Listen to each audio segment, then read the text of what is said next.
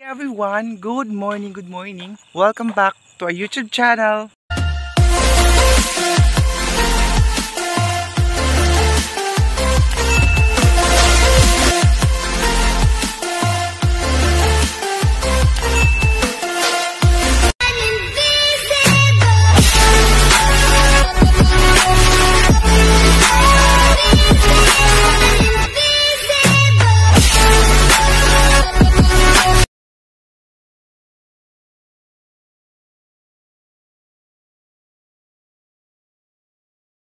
This video sa mga bago pa sa akin channel, please huwag po kalimutan mag-subscribe at notification bell para ma-update ko sa mga videos, and don't forget to like, share, and comment guys. Maraming salamat po. So, ay nakapag-jacket po tayo galing sa California kay Tita Miriam. Shoutout sa Tita Miriam. Ito po yung Balikbayan box guys. And then, nandito ko ngayon sa sakahan or lake kung saan dito kami nangingisda. Kasama ko ngayon si Papa dahil kinuha na po niya yung mga taga, yung dati na inaano namin dito, kinuha niya para hindi siya kagatin ng mga daga, dahil kapag wala na pong tubig is daga na po ang titira. So ngayon, kasi wala na pong baha dito sa amin, kinuha na namin pati yung mga screen, yung fish net, and then yung mga taga. Ginoo ko, nakaputi pa naman tayo ng pajama. So shoutout sa inyong lahat, sa lahat po ng mga isda dyan. Shout out especially kay Kuya Galang TV. Shout out sa Kuya. And ayan si Papa guys. Ang inuuna kasi namin kanina, hinihingal ako. Hindi ako nakapag-vlog kanina kasi nagtulong ako nito guys. Wala maghawak sa cellphone ko. Ito nilagay po namin dito. Ayan. Ito na po yung mga fish net kasi wala ng tubig. Ayan, nilagay na namin dito. So wala na tayong pangkabuhayan. Maraming mga kuhol. Oh. Comment kayo guys kung makakain ba yung kuhol dyan sa inyo. Dito sa amin dati, yung nandito kami sa sakahan namin, kasi ito, sakahan din namin ito. And then sa punong kahoy o punong kawayan lang kami nakahiga, nagawa ng duyan. Kasi si Mama mahilig siya magduyan. So yung punong kawayan na yan, doon lang po kami kasi wala kaming bahay kubo dito. Doon kami kakain, doon kami matutulog, magpahinga. Ayan, tapos nag-araro si Papa dito, wala kaming isda kasi hanggang doon ang lupa, El Nino kasi dati. So yung lubugan ng Carabao, yung mga putik, doon nakikita yung mga kuhol. Example nito oh, ay no, mga kuhol. So mga payat siya, pero kinuha namin, lang namin siya, nilaga lang. So yun na ang ginagawa naming ulam. Sobrang hirap noon guys, hanggang ngayon mahirap pa rin. Pero arang-arang na dito, arang-arang na ngayon to, arang-arang. Basta parang nag-adjust na ngayon, parang mas okay ngayon kasi may pang-ulam na. Ayun, tingnan nyo ha kung paano kinukuha yung taga dito sa hindi ko alam kung anong Tagalog ng taga, basta yung lagyan mo siya ng pain para may kuha kang isda. So ngayon papakita ko siya sa inyo kung paano siya kinukuha dito sa tubig. Kasi oh, wala nang isda dito guys kasi sobrang mabaw na ng tubig. And yung iba, lupa na talaga. And ngayon, nandito yung father natin para masaksihan nyo. So ayan na guys, diba, palapit na po tayo. So ganyan lang siya pagkuha ng taga. Sinasabit lang siya sa kawayan. Ayun, tingnan nyo. Wala na kasing tubig. So ganyan siya. Yung isa sinabit niya doon sa ano niya, ganyan oh, ganyan. Tapos abante na naman sa unahan. Yung isa sinabit niya doon sa doon. Kaya pa ko idasong sako para madali. Ako yung magdala nito guys para madali. Ayan oh. Wala nang kuha guys ngayon kasi mababaw na talaga yung ito, mga gurami. Ayan. Ganyan lang siya. Tapos yung isa sinabit na. Pakita ko sa inyo guys kung paano din siya ibugkot. Ito haw. May haw na isda guys. May bulok na isda. Nabubulok na. Ayan. Bulok na isda. Putol-putol na. Hindi nakikita. Ulo na lang ang nakikita nyo guys. Medyo mainit na ngayon. Ano yung araw? It's already 6 o'clock in the morning. Yan guys, malalim yan na lake pero madumi siya. Makapal yung damo, makapal yung tangkong and everything. Water lily. Bawa na ba?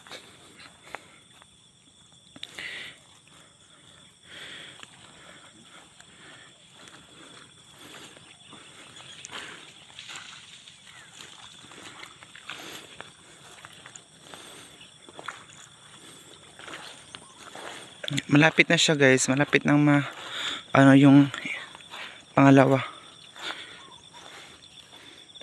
banata. Ang tawag dito sa amin, isang ganyan, isa kabanata. Ganyan. Tapos itatali na agad yan siya guys. Para makita niyo talaga siya. Aray. Ganyan siya. Lapitan natin. Itatali siya ganyan. Tapos itatali na naman siya ng pangatong beses ata. Ganyan. Shoutout sa mga mangingisda po natin, sa mga kababayan natin yung ganyan. Tapos ganyan siya guys. Okay. So, ganyan na. Ang postura niya. Tapos another na naman. Yun. Ang dalawa na. Guys, pinawisan na tayo pero bakit ang fresh pa rin natin for today's video. Ayan o, may dala akong isda. Kasi nalito tayo ngayon.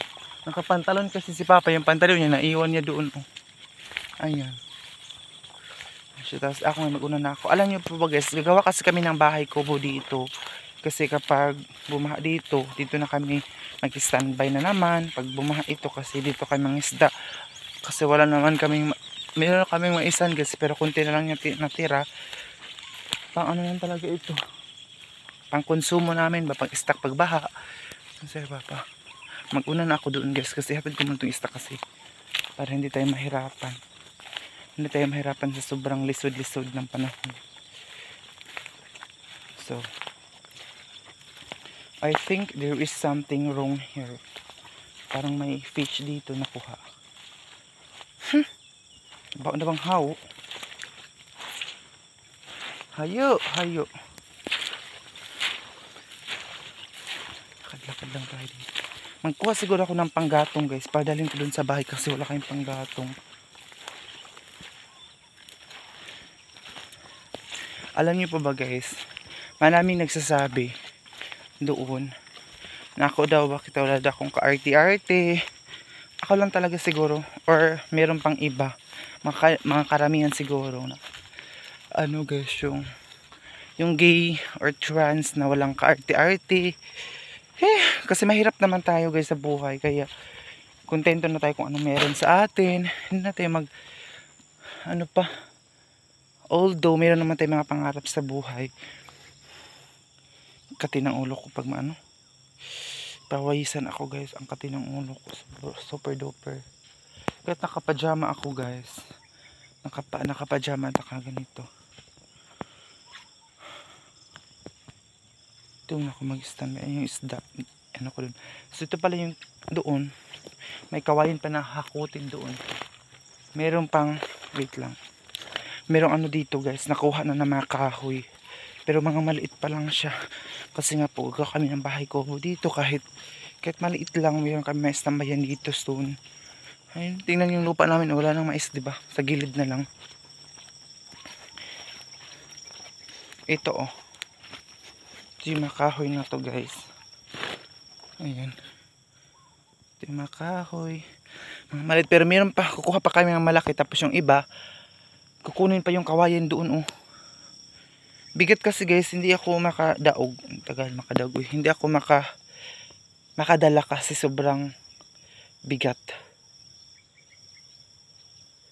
Ayan pa si Papa nandun pa, hindi pa tapos. Tingnan nyo guys, pinapawisan talaga ako ng bonggang-bongga. Kasi ang layo na nilakad ko mula doon. Galing kasi kami nangawa ng kahoy doon. Nagkuha kami ng mga screen, nagkuha pa ng kawayan. Ayan. Mamaya pa siguro kami 8 o'clock makauwi dun sa bahay. Gusto niya pa na magbaon kami ng kanin. Sabi ko, wag na kasi wala naman tayong ulam. So doon lang tayo sa bahay kakain. Para kapag magluto kami ng isda, makakain din sila mama doon. Gusto ko sabay-sabay kami kumain doon sa bahay nila kami. Kaya hindi na ako. Kasi wala na kayo malutuan dito. Mga basa ang kahoy kasi galing po ito nabahaan dito. So, mga basa. Kaya sabi ko, papadoon naman kami kakain. Guys. Di pa rin tapos. Ang isa.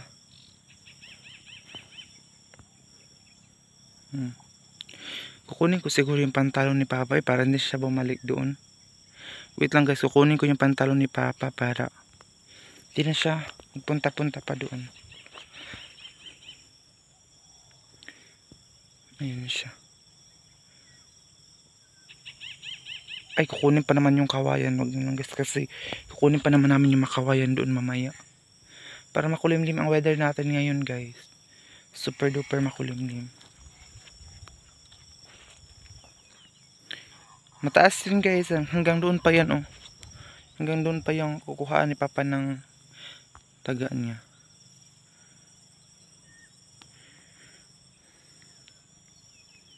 Minsan talaga guys yung ano dito sa amin minsan nakakapanghina. Kasi makikita mo yung pinaghirapan mo na mawawala lang sa isang iglap. But it's okay. Kasi ganyan talaga ang life. Yung isa. Ang tahimik dito guys. Ang sarap dito mag-vlog araw-araw dito sa Sakan kasi ang tahimik. Super duper ang gustong gusto ko talaga dito guys kasi sobrang tahimik. Walang ingay, walang ano na mga music, hindi ka maano kapag maka-bright ka ba o hindi. Ayan oh. Sobrang ganda dito, super duper.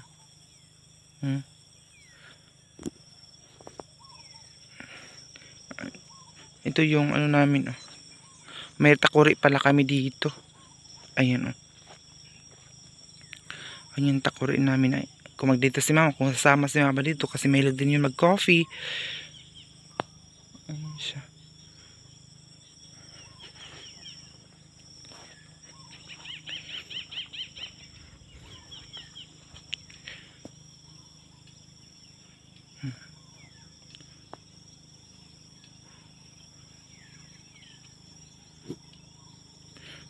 Mamaya pa yan matapos kasi hanggang doon yun.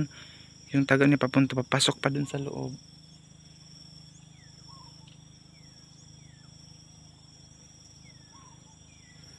Kaya medyo matagal-tagal pa yan matapos. Ayun guys, na mga maisan sa tita ko na yan doon. Oh.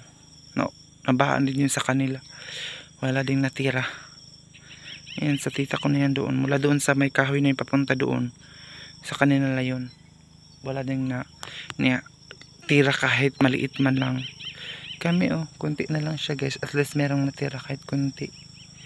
Diba? Guys, nakapula ako dito kasi may dala na kami kawayan.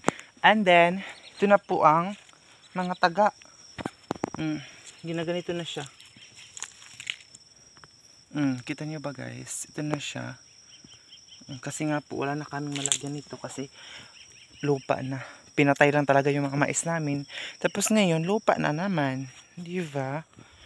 So ito, dadalhin namin ito siguro sa bahay. Alam nyo po ba guys, ang gusto na mama dun sa kwarto na dun sa baba is kawayan. Pero sabi ko sa kanila, yung kawayan kasi madali lang siyang mabulok ba. Ayun oh. Kawayan, makapal naman siya.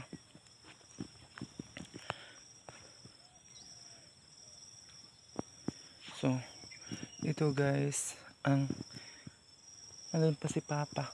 kinuha pa yung ibang fish net doon para mahipos na or maayos na yung mga pangisdaan namin, kasi kapag bumaha na naman ito ulit, kasi hindi mo ma-expect talagang weather dito sa amin, kasi minsan bumaha, minsan mawala yung baha. Tingnan nyo, sinayang lang yung mais namin, oh, wala na namang baha, 'di ba? So kailangan pagkatapos ng baha, ano na agad dito mga pangisdaan kukunin, and iba nandoon yung fish net, nandoon lang namin siya inilagay para madali lang. Ito, alam ko guys, ang daming mga itlog ng mga kuhol. Kuhol dito sa amin, oh. Tingnan niyo. Ano, yun na sa punuan ng kahoy. Mga itlog yan ng kuhol. Ano, ang dami. Tapos ito, dito kasi kami gumawa dati ng screen or fish net namin. And ngayon, pauwi na kami. Sobrang init guys, kahit kasi nakapag-jacket tayo. And thank you so much sa jacket, Tita Mariam. Nasuot ko na po siya. Sobrang ganda niya kasi hindi siya, pag umaga sobrang, ano niya guys, sobrang comfortable niya talaga suotin pag umaga, kasi maaga kasi kami umalis dito dun sa bahay, mga alas 4 pa lang ng umaga, alas 5, so sobrang lamig. So ang ginawa namin, nag-jacket talaga kami. So yung isda, mayroon na kayong pang ulam ngayon kasi kahapon, parang hindi kami nag-lunch kahapon. Kasi nga po, budget talaga kami guys ngayon.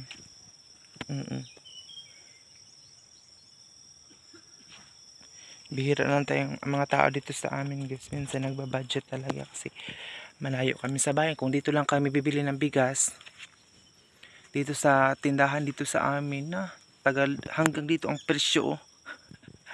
Sabi pa ni mama tagaliog, pero sa akin hanggang dito ang presyo. 1 kilo na, Diyos ko, hindi ka mabusog talaga kasi sobrang mahal. Isipin mo kinabukasan na naman, ganyan. Kaya nag-snack lang kami kahapon ng parang saging na nilaga. Ano ang ginawa naming lunch kahapon.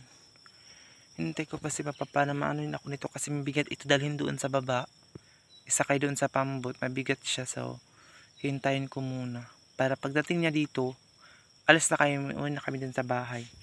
At ako yung magdala ng ganyan, tapos yung isda, tapos yung magdala nitong so alam mo guys, sobrang bigat itong kawayan, super duper.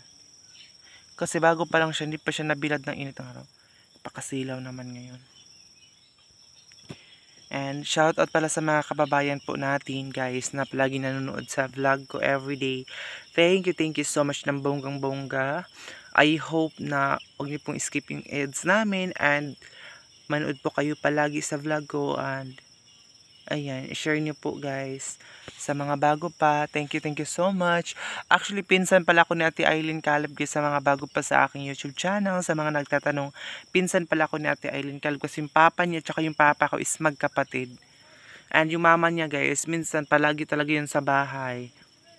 Ha? Kay? Ano man?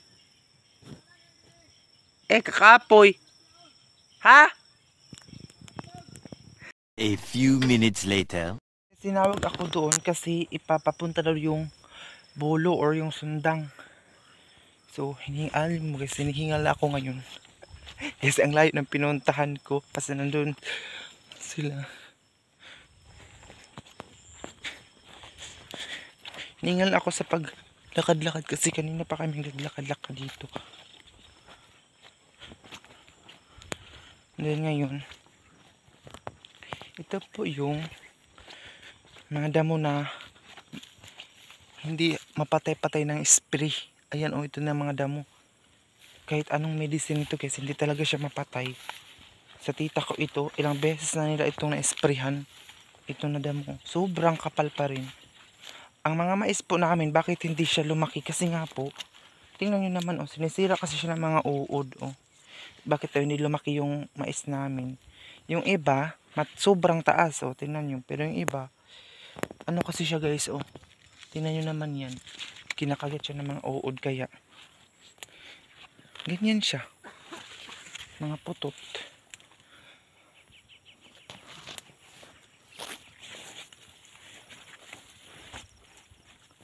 Ano namin guys, palabas. Papunta doon sa ano namin bangka. Ari. tusok-tusok na yung siki ko. Yung paa ko natutusok na. So, yung daanan namin guys palabas, sobrang kapal ng putik. Tapos, damo. May damo siya guys, kaya ngayon punta na ako ngayon sa Pambot guys, sa bangka namin. Yung malit namin na bangka, doon na lang na kasi doon sa bahay, kasi nga po wala ng lupa, hindi na tayo makalagay ng pangisdaan. So hindi na namin doon sa bahay. So kapag pumunta kami dito guys, medyo magastos, kasi nga po bumili pa ng gasolina para makapunta dito. So ayun, nalagay na pala itong kawayan dito sa Pambot. Ayan na. Ang linaw ng Agusan River, oh. Sobrang linaw talaga. So, halang kapal ng putik. Paano tayo sasakay nito guys, oh? Sobrang kapal ng putik. So ayan guys, add nyo po ako sa aking Facebook account. Yung Facebook account